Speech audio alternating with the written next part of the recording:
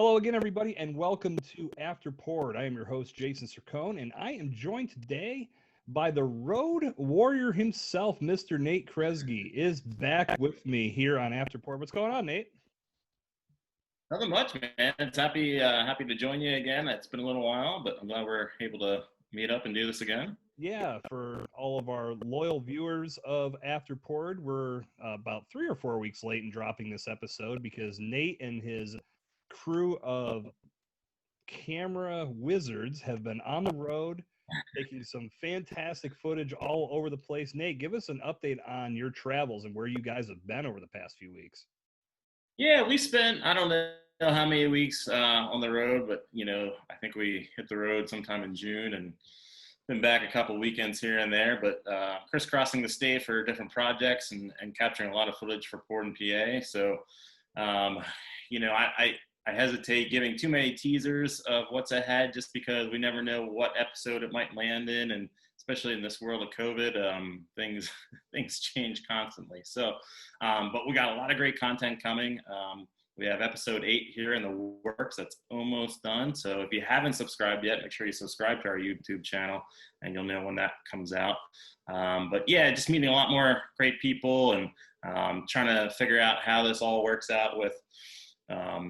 As we sit here today, breweries having to operate at 25%, the weird rules with having to have food and meals and all this fun stuff. And we've seen this progression as we've been traveling, and it's actually been pretty cool to see the breweries, how they've adapted and rolled with everything. Yeah, I know that it's been a constant pivot for these breweries pretty much every day with new guidelines coming their way. It's cool that you guys have been able to get back out on the road and actually go visit these places because as we experienced in episode 7, everything was done remotely because when you guys recorded that, that's where we were. We didn't Yeah. really have a lot of other options. So give us some insight and some background on the production of that episode. And as we learned, if you haven't watched episode 6 of Afterport, I'm assuming that there's a lot of parallels with that episode where everything was done through the computer because those were the options available to us at the time. Yeah, I mean, even as we sit here today, it's still a mix of what makes sense to do in person, what makes sense to try to do via Zoom or Skype, and as we move forward, hopefully the goal is that more and more of this we'll be able to do in person again. And as kind of looking behind the curtain here of how we do this, we shoot a lot of content, and then we look at our stories and see what we can edit, what's going to fit together in an episode. So you're going to start to see, like you have already, some episodes with segments that are done in person, some segments that were shot pre-COVID that we're finally able to get together now, and then some of these segments that the best option here was to be able to do a Zoom or a Skype call here and do the best we can with that option. One of the big themes of episode 7 was the different breweries such as Levante and Shy Bear, and I'm missing the third. You can probably jump in. Missing Free them. will. And Free Will, yes. Yeah. And them in addition to several breweries that have introduced statewide shipping. And I think that's a phenomenal way to get their beer into a new market that it may not have gotten into without your normal standard distribution. So in those guys taking those steps, have you had an opportunity to talk with them? I mean, I know you talked with them for episode 7, but those were pretty much in the beginning stages of what they were doing. Have you had an opportunity to follow up and see how things have been progressing for them? Yeah, both with ordering a lot of stuff myself and having that delivered, and then also visiting these places. So since that episode was recorded, we've actually been to uh, we've been to Workhorse, we've been to Free Will, we've been to the Larimer. All these places are either delivering beer or shipping beer. Free Will, uh, this has been great for them. They've been able to send a lot of stuff out, a lot more bottles than had been selling normally for them. And everything has shifted to cans here for the most part. But a place like Free Will that does these really great saisons and bottle conditioned beers that's not always, the option. And so that's starting to see new life with these shipments. And then we're seeing a lot more breweries join in on this. So you can get beers now from Lavery and Erie will ship to you, down, Love City and Philly, all across the state. These breweries are starting to do this, and it's very simple to do. It does cost, some shipping costs here and there, depending on how much you order. But just it's opening up, I think, people's ideas of what Pennsylvania beer is, because they're getting able to try a lot more than they would normally. I think if there is a silver lining, at least in regards to beer, to what we've been experiencing since March, this is it. Because Yeah. more times than not, the only way that you're going to be able to get this beer is either visit the brewery yourself, or if you're involved in one of the trading groups that are out there on Facebook and other social media platforms. It's very difficult to get your hands on this product, but now these breweries are making it easy. That said, I've had some conversations with different podcasts and just friends in general about where things will go whenever post COVID is upon us. Now, I feel that what Free Will and Shy Bear and now I'm forgetting the other one. God, I suck at this. I'm just kidding. But Um, everybody covered the. I mean, and you content. actually, yeah, and you had actually mentioned a couple that we had talked about in episode 6 that were doing this as well. I feel like this method is going to be something that sticks around, but to me, and this is how I viewed it, and when I was asked the question of whether the home delivery, where these guys are actually loading up their vans and taking beer directly to people's houses, if something like that would stick around once we're post COVID. And I felt no, because the way I looked at it was the profit center is the tap room.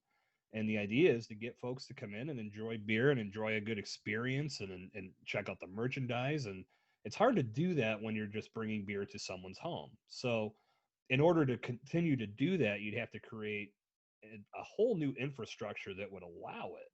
And I still feel like it would be more on the business side of things, more profitable to bring people to the tap room. Now, you've been to these breweries more recently than me. What's been the discussion about how these types of operations proceed when we're post COVID? Well, I think we're already starting to see some of these breweries. They're not necessarily doing the home delivery themselves. If they can, they'll ship you the beer. But I'm not even sure that Shy Bear is even doing the home delivery like they had been before. Some breweries still are. I know Workhorse will do home delivery, and there's another. Oh, there's got to be at least a handful of them out there doing that sort of thing. Episode 8, we take a look at a brewery that has their own beer ferry that will deliver your beer in his ferry costume. Pretty fun. But That's yeah, I mean, it's all what the brewery has available to them, especially now that a lot of these breweries are getting hit now with having to have food and down to 25% capacity. So now they're going back to looking, all right, do we go back to delivery and use that option instead of having people in? It's just, every day something new for them, and they're just trying to do the best they can. Yeah, again, I know that when I had those initial conversations, it was right in the thick of it, and it was really the options were can the beer and get it out by any means necessary, or dump it. And the former definitely outweighs the latter in that respect. So you're going to make those types of adjustments to your business to get beer out there and stay in front of people and keep them well imbibed. But we'll see how things change. I mean, I say post COVID almost tongue in cheek, because who the hell knows when Yeah. we're going to be at that point. And I know that's what a lot of businesses are thinking about is now that we're progressing into fall and then winter, the outdoor seating becomes non-existent. What's next? So hopefully we can figure something out and people can just wear a damn mask and stay home and don't cough all over people and stop going to Sturgis. Oh, yeah. Well, you bring up a good point there too. I mean, we had a brewery here in Harrisburg that closed their doors, and it wasn't a good clear plan if they're going to ever be opening again. They're part of a restaurant here, and so they announced that they were going to do case sales for like $20 a case, and they Oh wow. I took this up on Saturday, and they sold out in under an hour. They had a line around the block for this. So now, I'm wondering if they're thinking, we're trying to get rid of the product that we've been sitting on, but this went so well. You got to think they're sitting there scratching their heads, wondering, is this something that we could do, semi regularly and actually make a profit? But supplies like cans are in short supply right now, and there's just a lot of factors that go into. I think that's the next big thing too, and I can speak to a brewery here in Pittsburgh that did the same thing. Pretty much, the majority of their product, if not all of their product, and I should say pretty much all of their product, has gone into cans because they didn't open their doors when Pennsylvania went green, and they've just been taking it to various bottle shops and wholesalers and grocery stores, and their product is moving in addition to online sales and having pickup at the brewery. So they may have stumbled upon something that's advantageous for their business. And if you've got that type of popularity and your beer is solid, it's definitely a possibility for you. So we'll see. Lots to. But I do miss the social aspect of it all, like you had mentioned. That's the hardest part. Yeah, it's tough to. I mean, I know that everybody is operating within their guidelines, and I have had the opportunity to visit a few breweries that are doing everything right, and I know it's hard on them because they have to follow the guidelines while still making sure they're staffed properly, and it's getting harder and harder to continue to cover those needs. So we'll see where things go. Hopefully we're moving towards the post-COVID era of our lives sooner rather than later, but as we sit and record today, no end in sight yet. Yeah. This is actually just. Yeah, go ahead. Oh, go ahead, Nate. Oh, last night I was even at an opening for a new pub that the St. Boniface crew has in Lidditz called Tide House, and you know what? It was gorgeous. The food was awesome. The beer is just all the great St. Boniface beer that you expect. And here they are opening during this time of the 25% rule and no sitting at a bar and stuff. So people are still plowing ahead. They're still doing it and doing it well. But I just don't know how long some of these places can keep that up. Yeah, it's the smaller breweries that you look at that don't have a food option, that are really their creativity is really shining through as they continue to navigate through this. But you just have to wonder how long they can continue to live on the creativity side, and things are going to have to change in their favor. Sure. So as we also learned in episode 7, beer and breweries and distilleries and restaurants, they're not the only ones who have had to make pivots in their business. And when we come back on After Poured, we're going to talk with Mark Brault, the owner of Deer Creek Malthouse, and we're going to learn what they've done to pivot their business throughout COVID-19. Yeah, and we got Nate repping Deer Creek Malthouse again. I never get these memos about the representation. I really should. I think I have so many beer T-shirts. I try to pull something out, but it doesn't always work. Well, if you guys, again, I'd like you to stay tuned for segment 2 as we talk with Mark, but I'd like to once again plug episode 7 of Poured in PA, the series. Jump over to the Poured in Pennsylvania YouTube channel. Subscribe today. You'll know when each episode goes live. Episode 7, as we're discussing today, is there for you to consume. Before you do that, stay tuned. We'll be right back with Mark Brault and Nate as well here on After Poured. Stick around. Philadelphia, Pittsburgh, Lancaster County, York County, Washington County, Hershey, Elizabethtown, Carlisle, Harrisburg. Like, bruh, let me explain the concept of beer festival. We're always creative in the beer and the products that we make, but we can be creative in business too. We don't just have to be creative in beer. Collaboration is so fun and it's so exciting. Most beautiful things come out of collaboration. It's the camaraderie that you see with our breweries. They do not compete against each other. They compete together. Everything about the podcast is about collaboration. It's about, yo, you doing something good. I have a platform. Let me talk about what you do because I rocks with it. There are just some occasions that call for a beer, and that can't be replaced. Welcome back to After Poured. I am your host, Jason Cercone, and today we are talking episode 7 of Poured in PA, the series, all about special delivery. If you haven't done so already, get over to YouTube, check out episode 7 and episodes 1 through 6 as well. Tremendous content from our friends at GK Visual. Nimble Giant kicking in. Good stuff coming with segment 2 because we are joined by the one and only, the maltster with the mostest, the one that wanted to shotgun an Imperial Stout before we started this, Mr. Mark Brault. What's going on, my friend? What's going on? How'd the shotgunning go? I refuse to participate.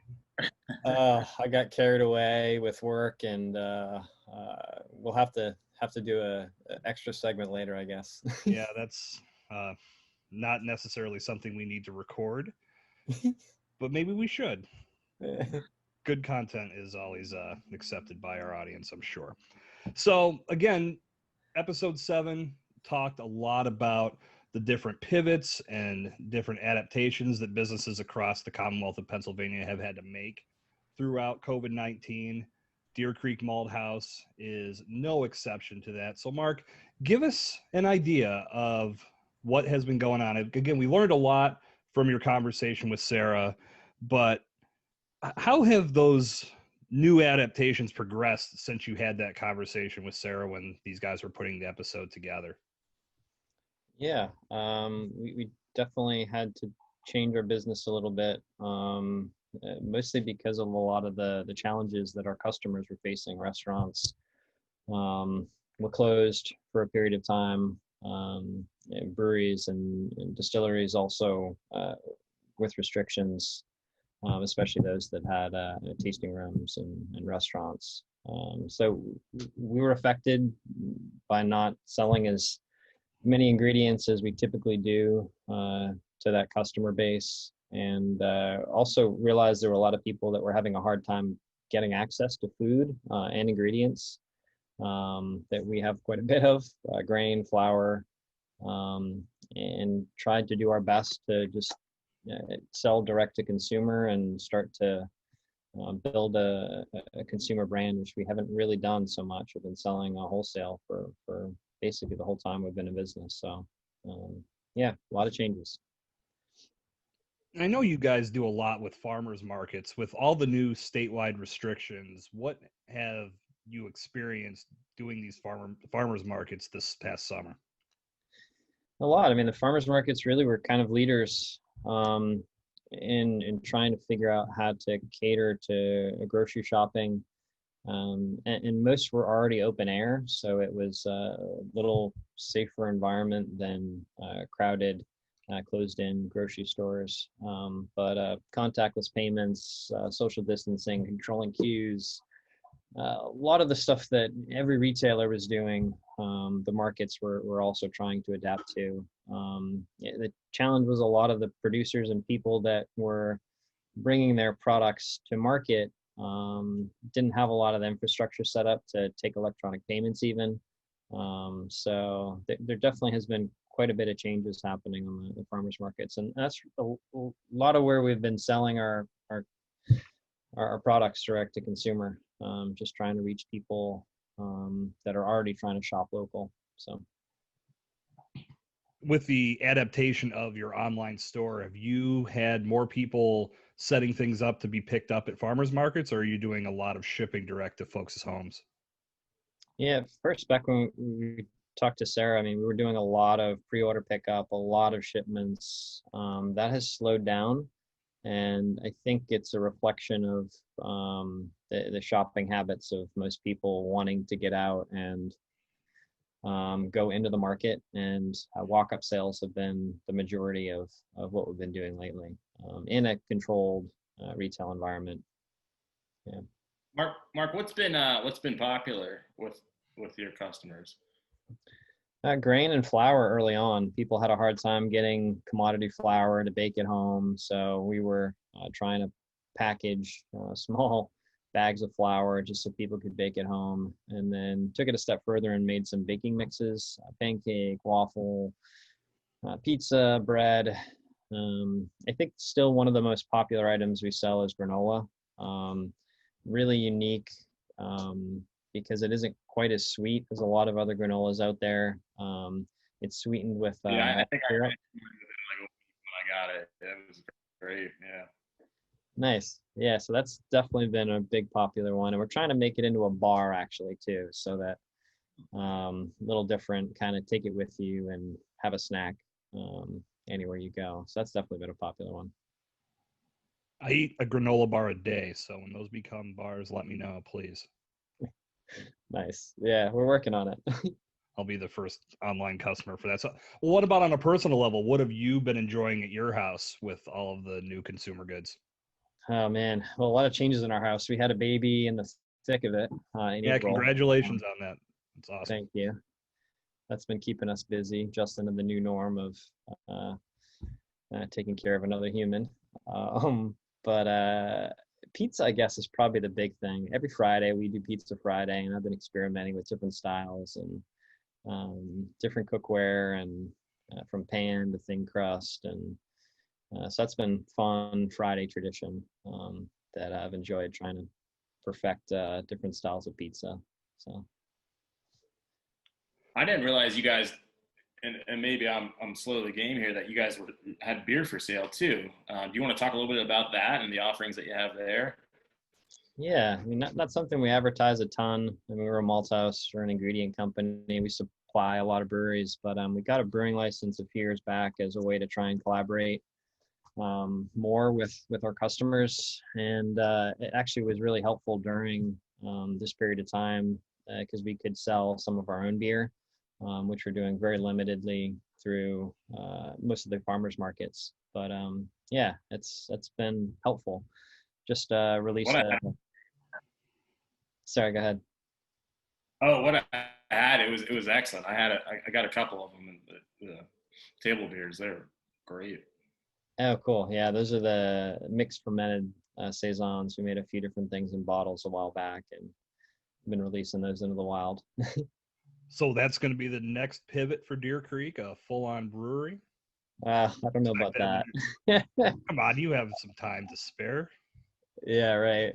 We definitely, I think, no matter what, we're going to continue to do some retail business. I think it's been fun to engage with consumers, tell the story of local grain, teach people that a lot of the food and beverages that they eat and drink every day is really an agricultural product, which I think they forget. The grain and the flour and the malt that goes into those products. And just try and support local agriculture the best we can. And if that means, brewing a little bit more and trying to make some innovative beverages, I think that'll be something that'll help strengthen our ingredient business, as well as help compensate for, times like this where the ingredient volume is a little slower. So what other projects have been keeping you busy in these last few months? Well, our son has been keeping us very busy, but I wouldn't call him a project. Come on. that's true. Don't tell him that. He's going to find this video in 15 years and go, Dad, what the hell? Or my wife. She'll probably be the most upset. But yeah, just trying to figure out how we can be good advocates, stewards, cheerleaders for local agriculture. I mean, that's really our mission. When we started the business was to try and build a stronger mid-Atlantic grain and malt value chain. And during this time, it's been really hard. We've seen a lot of people turn to commodity, cheaper ingredients, cheaper fermentables, and people just not buying as much because they haven't been making as much. So yeah, that's the challenge, is really to figure out how we continue on our mission and have an impact with all these new challenges. We were able to squeak in the Grain and Malt Symposium early March, just before things kind of reached a standstill great event, really well attended, and I think we brought a lot of people together. And now we're trying to figure out what we do in the fall. We have an annual field day, bringing a couple hundred or 1,000 people together. Even an open field is not probably going to happen in early November, even in open air. So we're trying to figure out how we still, go out in the field and do something that promotes agriculture and beer. So that's maybe the newest project, is trying to figure out how we adapt a few of those events given the current environment. Well, great stuff. Nate, do you have anything more to? Yeah, curious, Mark. Like, your field isn't something that a lot of people dabble in or even know how to begin to get into. How did you get interested in it, and how did you start doing what you do? Through brewing, really. I mean, just brewing at home and asking questions about the ingredients that I was using. Realized there really wasn't any malt that was being produced in the Mid-Atlantic, and hadn't been for a long time. And then started reading some books and reaching out to people around the country and world who I knew were doing some malting and had some experience. Went up to Canada for a week, actually.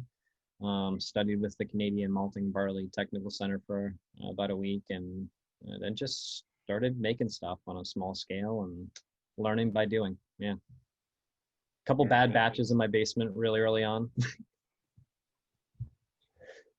Awesome. Well, Mark, why don't you take a minute to let everybody know where they can get these new consumer goods that you guys are offering? Sure. Certainly our website, deercreekmalt.com.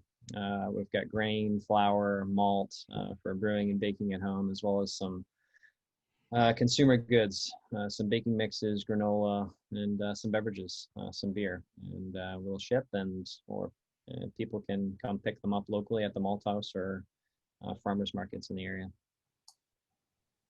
Excellent stuff. All right, guys. This has been episode 7 of After Poured, covering the special delivery episode of Poured in PA, the series. Again, if you have not watched episode 7, you did it backwards. Jump over to YouTube, check that out. And you can check out episodes 1 through 6. And we'll be back on After Poured when another episode of Poured in PA, the series, goes live on YouTube. And I'm going to let Nate let you guys know when that's happening. Subscribe. And I don't know when you're actually watching this, but if you're subscribed to our YouTube channel, that will let you know as soon as something's out. And I can tell you, episode 8 is right around the corner, so you're not going to want to miss that. All right. Well, we'll be back with After Poured as soon as we see what episode 8 is all about. Mark, thanks a lot for taking some time, and same to you, Nate. I should say, you guys, since you're both plugging each other's company, if you want to bring and here, blank canvas on my end. I'll plug. No, we didn't even plan that. I'll plug my friends at Trogs for the fantastic batch of Nimble Giant once again this year. Thanks a lot, you guys. This has been After Poured. You can subscribe to my YouTube channel, which will be going through a full launch here in the upcoming months. So there will be more content in addition to these After Poured episodes. So youtube.com/Jason Cercone. Get on board with that today. Mark, Nate, thanks a lot for joining me here. This has been episode 7 of After Poured. We'll see you guys next time. Cheers. All right, guys. See ya.